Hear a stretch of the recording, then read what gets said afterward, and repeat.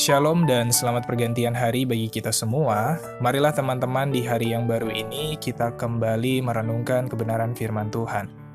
Renungan kita pada petang hari ini diambil dari buku Matius pasal 25 ayat 3 dan 4. Di sana dikatakan gadis-gadis yang bodoh itu membawa pelitanya, tetapi tidak membawa minyak.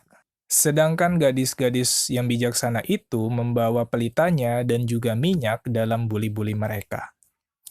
Dari kisah Matius 25 ini teman-teman, saya akan ceritakan secara ringkas saja, nanti teman-teman bisa baca masing-masing ya untuk lengkapnya. Nah, singkat cerita, dikisahkan ada 5 gadis bodoh dan 5 gadis bijaksana. 5 gadis bodoh membawa pelita tetapi tidak membawa minyak.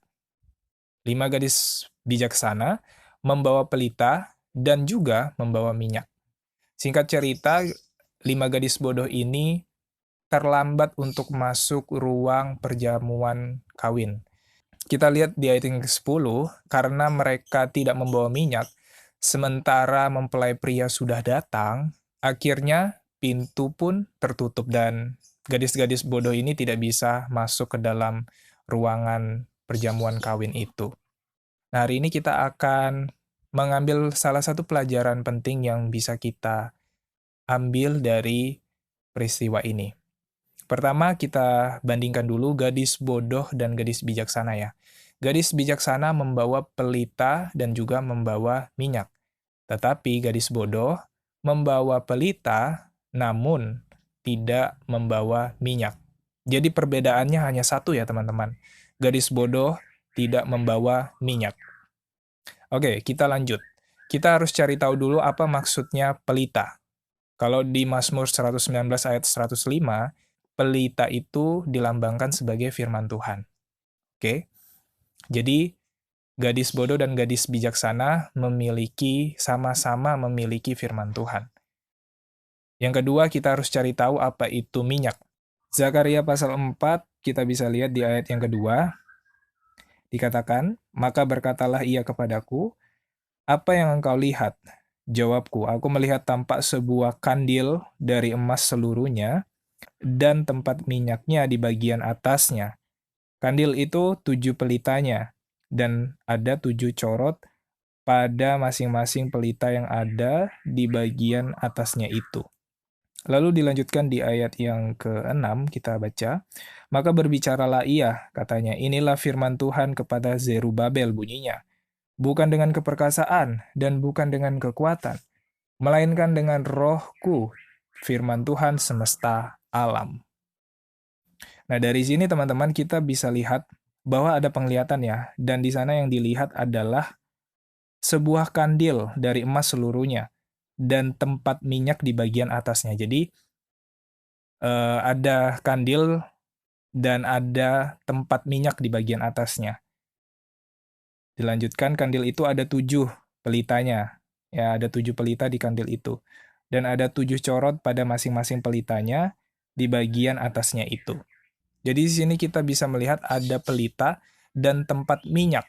Nah, tentunya minyak ini adalah untuk membuat si pelita ini tetap nyala. Nah, maksudnya Tuhan berbicara di ayat yang ke-6, ya kan? Bukan dengan keperkasaan dan bukan kekuatan, melainkan dengan rohku, firman Tuhan semesta alam. Nah, jadi kita bisa belajar bahwa pelita ini bisa nyala bukan dengan keperkasaan, bukan dengan kekuatan, tetapi dengan roh Tuhan. Nah, jadi minyak itu bisa dilambangkan sebagai roh Tuhan. Seperti itu. Nanti kalau teman-teman masih bingung, silakan pelajari sendiri di Zakaria pasal 4. Oke? Tapi dari apa yang saya jelaskan tadi, kita bisa belajar bahwa memang roh Tuhan itu dilambangkan sebagai minyak. Minyak itu dilambangkan sebagai roh Tuhan. Seperti itu. Kembali kepada kisah gadis bodoh dan gadis bijaksana tadi, gadis bodoh tidak memiliki roh Tuhan. Mereka tidak membawa minyak, sedangkan gadis bijaksana membawa minyak. Mereka memiliki roh Tuhan. Jadi kita temukan ada satu perbedaan, yaitu gadis bodoh tidak memiliki roh Tuhan. Nah, kita harus belajar dari kesalahan gadis bodoh, bukan? Supaya kita tidak melakukan hal yang sama, ya. Gadis bodoh kesalahannya adalah tidak memiliki roh Tuhan, tidak membawa minyak. Jadi bagaimana caranya kita bisa mendapatkan minyak? Mari kita membacanya di dalam buku Yehezkiel pasal 36 ayat yang ke-27. Dikatakan, "Rohku akan kuberikan diam di dalam batinmu, dan aku akan membuat kamu hidup menurut segala ketetapanku dan tetap berpegang pada peraturan-peraturanku dan melakukannya." Nah, di Yehezkiel 36 ayat yang ke-27, di sana kita lihat bahwa Tuhan memberikan kita rohnya kepada kita untuk apa? Untuk menurut. Menurut artinya kita mematuhi segala ketetapan Tuhan, berpegang pada peraturan Tuhan, dan melakukannya.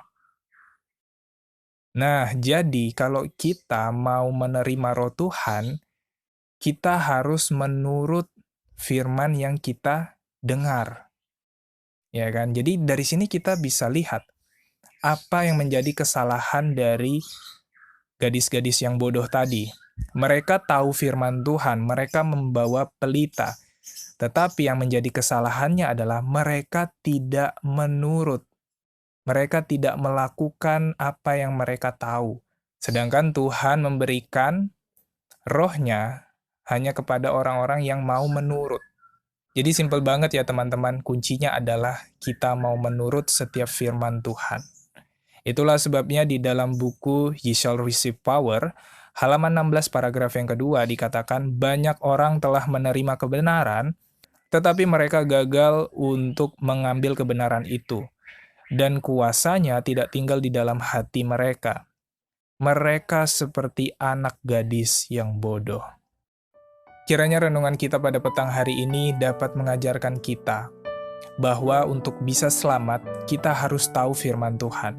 Dan bukan hanya tahu firman Tuhan, tetapi juga mau menuruti firman Tuhan tersebut. Sehingga roh Tuhan ada di dalam diri kita, dan kita bisa menjadi wanita-wanita yang bijaksana. Selamat pergantian hari dan Tuhan memberkati kita semua. Amin.